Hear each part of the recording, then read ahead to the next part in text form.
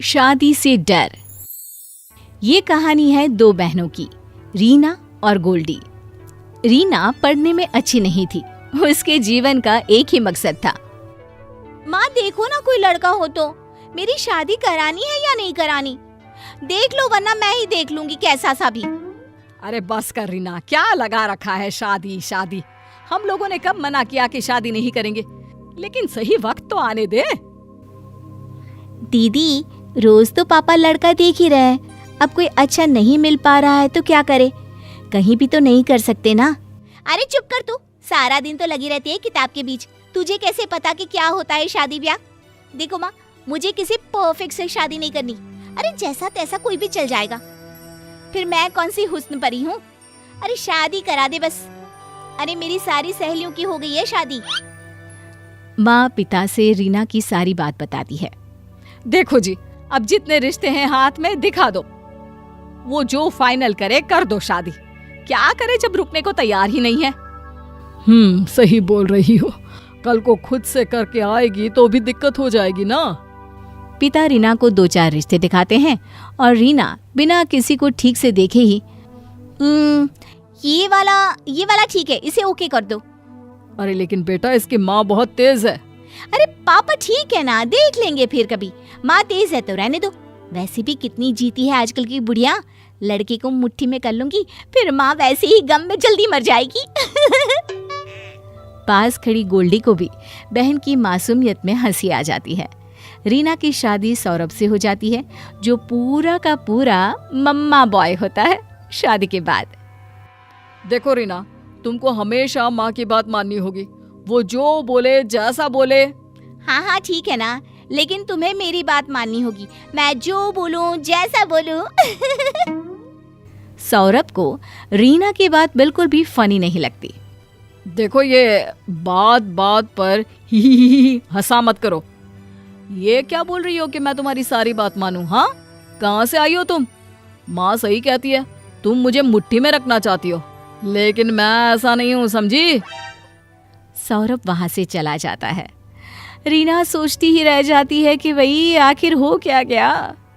अरे रीना, क्या बात है, क्यों सौरभ को परेशान कर रही हो? जानती हो ना, सारा दिन दफ्तर में काम करता है, थक जाता है, हम लोग तो उसे कुछ नहीं कहते।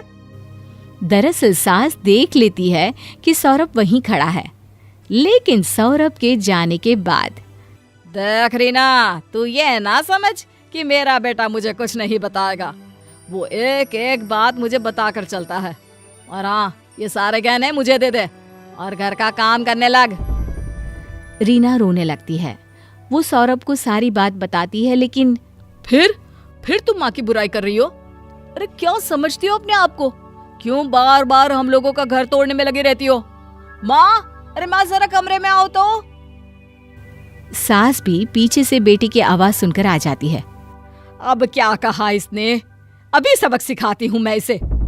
सास बहू को एक कमरे में बंद कर देती है और फिर ना उसे खाना देती है ना पानी, और उसे घर का सारा काम करने को मजबूर कर देती है। मुझे भगवान के लिए मेरे मम्मी पापा के घर जाने दे, मैं वादा करती हूँ किसी से कुछ नहीं कहूंगी, प्लीज। जा, लेकिन आते वक्त वहाँ से 50,000 लेकर आना। किसी तरह सास के चंगुल से निकलकर घर पहुंचती है। सभी रीना की हालत देखकर परेशान हो जाते हैं। क्या हुआ मेरी बच्ची को? अरे बेटा, ये हालत कैसे हो गई? माँ तो सही कहती थी, घर देखकर शादी करना जरूरी है। अरे वो लोग इंसान नहीं, जल्लाद है जल्लाद। उन लोगों ने मुझे मारा, कमरे में बंद कर दिया, खाने को भी कुछ नहीं देते थे और मुझसे घर का सारा काम करवाते थे। ये कहते कहते सीमा रोने लगती है। सामने खड़ी होती है गोल्डी, सीमा की छोटी बहन। वो बहन की ये हालत देखकर रोने लगती है। अरे मत रो गोल्डी बेटा, दीदी अब हम लोगों के पास आ गई है ना, अब कुछ नहीं होगा उसे। पिता रीना के ससुराल में जाते हैं, जहाँ साथ में जाती है छोटी बहन। क्या बात है भाई साहब, बहू लेकर नहीं आए आप हमारी? और वो 50,000 कैश में देंगे या अकाउंट ट्रांसफर? हाँ? शर्म आनी चाहिए आपको, कोई एक मासूम सी बच्ची के साथ ऐसा व्यवहार करता है क्या? हाय रे, कैसा व्यवहार! अरे क्या बात किए जा रहे हैं आप? वही जो आप सुन रही हैं। दीदी के साथ जो जो व्यवहार आप लोगों ने किया है वो सब उन्होंने पुलिस को बताया है। अब तो आप लोगों की खैर नहीं है। सास डर जाती है। पापा पुलिस को बताने की क्या जरूरत थी जी? अरे साथ में बैठकर सुलटा लेते हैं बात को। तभी वहाँ सौरभ आ जाता है। अरे क्या बात है, साली आई है, साली आधी घरवाली। अरे चुप कर, कुछ भी बका जा रहा है। देख तो भाई साहब क्या बोल रहे हैं, पुलिस आ रही है। हैं? माँ भागो, वरना पिछली 4 शादी के बारे में भी पता चल जाएगा इन लोगों को। क्या इतने फर्जी लोग हैं? वो लोग वहां से भाग जाते हैं, लेकिन तभी पुलिस आ जाती है। बाप बेटी दोनों घर आते हैं, जहां रीना को देखकर गोल्डी को पुराने दिन याद आ जाते हैं।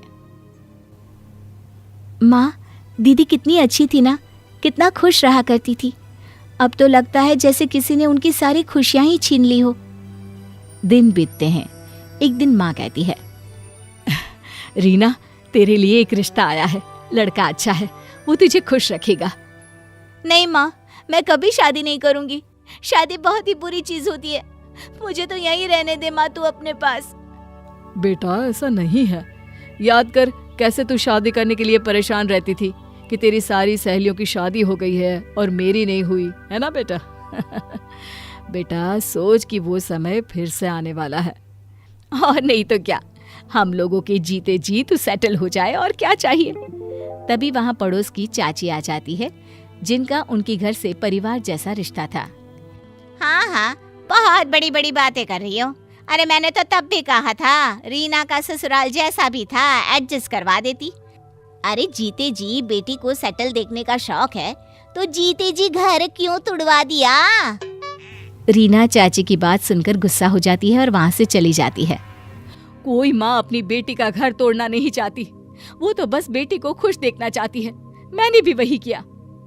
अब हमारी गुड़िया को ही देख ले, एक बार शादी की तो दोबारा पलट कर देखने भी नहीं गए कि कैसी है, किस हाल में है। फोन पर वैसे हाल चाल मिल जाता है ना, इतना ही है। अरे अपने घर खुश रहे। तभी रीना की छोटी बहन बोल पड़ती है, हाँ चाची पता है, अच्छी खासी गुड़िया की क्या हालत है, क्या हम नहीं जानते? अरे सूख कर कांटा हो गई है, कांटा। पर जाने दो चाची, तुम्हें क्या। बेटे की चाहत में 6 बेटियां भी हो गई उसे। अरे कितनी अच्छी सी थी गुड़िया, पढ़ने में होशियार, खुश मिजाज, लेकिन आप लोगों ने तो उसे अधमरा कर दिया। हाँ, लेकिन मेरे जीते जी मायके में तो नहीं है ना। अरे ससुराल में ही बेटियां अच्छी लगती है, मायके में नहीं।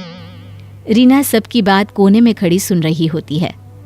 देखिए चाची, ये सच है कि मैं अपनी बेटी को अपने जीते जी सेटल देखना चाहती हूँ। माना चाची, लड़कियां मायके में अच्छी नहीं लगती, लेकिन ससुराल में मरी बेटी देखने से तो अच्छा है ना कि मायके में जिंदा बेटी देखूं। बाकी चाची अपनी अपनी सोच है। मैं तो चली पूजा करने, चाय पीकर जाइएगा आप। माँ वहां से चली जाती है। रीना को माँ का फैसला सुनकर गर्व महसूस होता है। और चाची चाची को क्या समझ आया वो तो वही जाने।